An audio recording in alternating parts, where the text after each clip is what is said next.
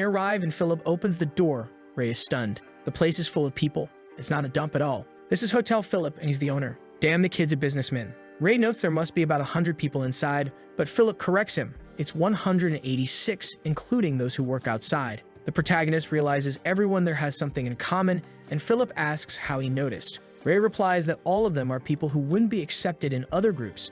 Skinny, weak, the kind who get crushed in any fight. Philip praises his sharp eye but explains further. Yes, they have some strong fighters, but those ones are busy in the mines. They also have quick people, but they're working with food. Basically, they take on all kinds of jobs, and to keep their group from being harassed, they pay fees to other gangs. Sometimes they need extra workers, and that's how everything runs smoothly. Meanwhile, Philip manages the hotel itself, providing shelter. Ray asks if it was really him who pulled all of this together. Just as Philip is about to explain, someone calls his name. A boy named Jonathan comes running in saying that restaurant is working perfectly now. Nobody's bullying him anymore. He pays the month's rent and Philip thanks him. Then Philip grabs a ledger and starts jotting something down, while Ray sneaks a look. Philip snaps that everything has to be recorded right away. Seeing Ray's curiosity, he hands it over for him to check. Inside, Ray finds his own description. Hunter, the boy from Sector 50, along with an extremely well-drawn sketch. It's clearly marked in red, approach with caution. Philip is stunned that Ray can read. He thought the kid would just stare at the book without understanding a thing. Now he's apologizing for having tracked him so closely. Ray hands it back, saying it's fine, it doesn't bother him. A while later, they arrive at the door of a room, and the guard there looks confused, asking who this kid is. They can't just let anyone in. Philip explains this is the hunter everyone's been talking about, and today he's their guest. Inside, Ray sees what looks like a luxury mansion. Damn, the kid's really collecting money. Ray himself isn't sure if Philip's good or bad. Ray says he heard rumors about this place and thought it was all lies. Philip explains the most important thing in business is people's trust. Money can always be earned again, but once you lose your credit on the streets, you can never get it back. Ray cuts in, telling him to get to the point. What's his proposal? Philip is trembling, thinking Ray's kind of intimidating, but he forces himself to push through his fear, because if he wants to profit, he has to. He says again he has a genuine offer. He wants Ray to become his business partner. That's after Ray beats Kendrick and becomes the new leader. In other words, Philip has already assumed Ray will win. As always, Ray analyzes his aura and sees the boy is full of courage. He even asks if Philip doesn't think there's a chance he might lose. Philip admits of course it's possible, but he thinks Ray has a high chance of winning. Ray asks why, and Philip says it's just a hunch. Like Ray, he likes to observe people. After analyzing so many behaviors, he's developed a sharp sense for how things work. He notices the smallest details. For example, every time Ray talks to someone, he strangely looks toward the center of their chest. Philip can't figure out why. Maybe it's some trauma, or maybe Ray just doesn't like looking people in the eyes. Still, he drops the subject. Ray, stubborn as ever, wants to know what other habits Philip has noticed and how many. Philip agrees and explains he's seen that every time Ray turns a corner, he steps first with his right foot, probably preparing to strike with his right fist as well. He's also studied the way Ray fights. Hearing all this, Ray is impressed. This boy figured out so much so quickly. Most people only see him on the surface, scary or cold, and usually that's all they think of him. But it makes sense. Anger and sadness are the only emotions he can feel, and even those he has to force himself to focus on. Maybe Philip, with his sharp observations, could actually help him understand emotions better. Philip goes on, saying Kendrick has the bad habit of getting emotional during fights, while Ray seems to keep analyzing all the way through. That alone makes him different. Right then, Ray accepts the partnership. Philip starts to explain about the offer and payments, but Ray cuts him off, saying he'll be the one to decide that. Philip nods, fine, deal made. But then the protagonist adds a condition. Since Philip clearly has plenty of connections in this place, he needs him to find something for him. To be honest, Sector 49 isn't that great. Sure, it's all garbage heaps around, and yet this one kid is living the good life. 2 days later, our boy is back on the streets, sleeping under the car. At first, I thought it was him tinkering, but no. It's another kid helping him out, saying the car really does prove he came from Sector 50. The thing is busted, worn down. He also compliments Ray for already managing to become friends with Philip. They rarely send someone as skilled as him. Then he asks for some tools and a certain screw, and Ray uses his magic to fetch it. The boy notices how it kind of just dropped to the side and wonders when Ray even brought that out.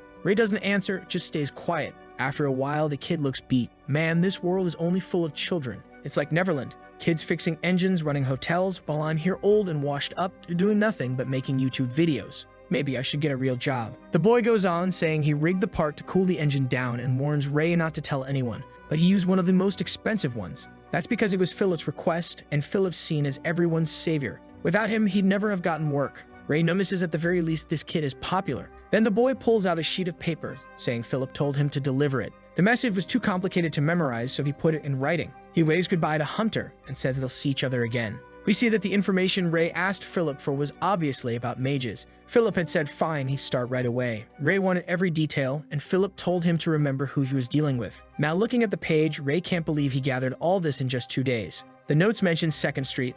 A man called Wolf Bakers, 42 years old, seen carrying a heavy backpack with one hand. 8th Street. At Kenny's shop, a man 23 years old. So basically, he's tracking down people who might be mages. At least that's what it looks like. Then Ray spots something worth checking. Out on the street, there's a cook carrying boxes while Ray watches carefully. He's searching for people who have those rings around their hearts.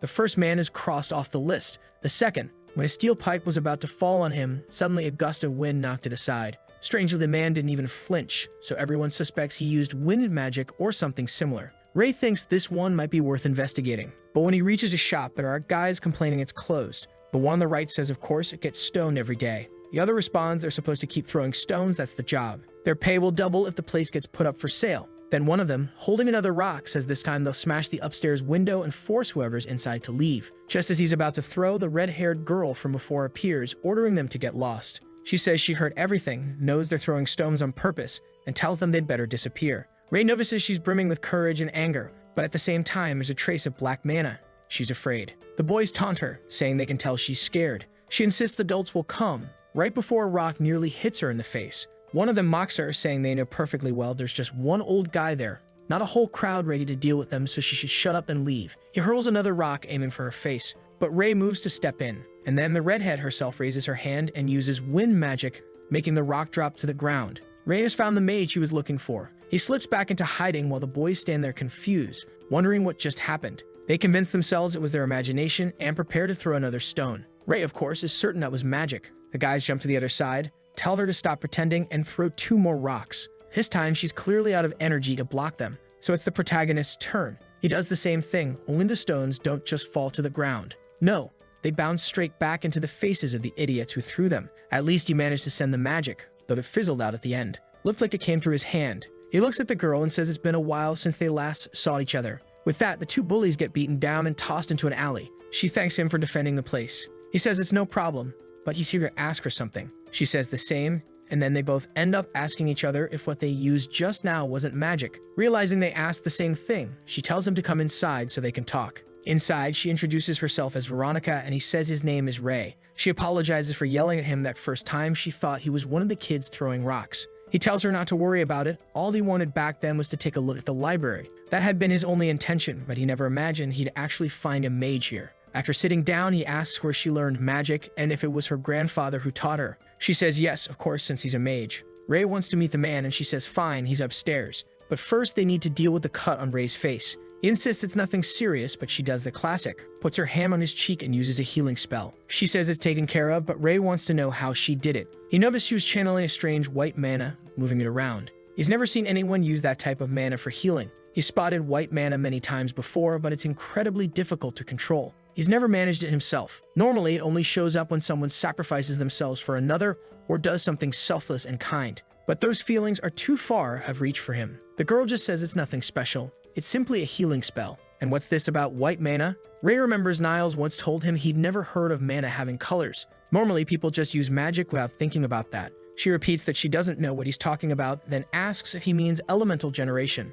He asks her to explain. She says it's the process of combining multiple elements to create a spell. Healing magic, for example, is simple. You combine the regeneration element with 2 others if you want to make it stronger. Ray asks how many elements exist, and she says just the natural ones number over 20. If you add amplifiers, manipulators, and the rest, the total goes past 100. Finally, Ray feels like he's learned something useful since coming to this city. Now he's eager to meet her grandfather and learn more. He asks if he can speak with him, and she says yes, but he can't even get out of bed. He's too sick. She tells Ray to wait while she was upstairs to see if he's awake and able to talk. While she's gone, Ray wanders through the library, glancing at the books. From what he's learned in the city, owning a book is extremely expensive. Touching them with his dirty hands would only lower their value. That's when he remembers. The last time this kid even took a bath was when it poured rain ages ago, and he just stood outside in it. He doesn't care about his own stink, but maybe others do. Maybe the girl has a poor sense of smell, or maybe she just tolerated it out of politeness. He notices some other books, though they look more like records or newspapers.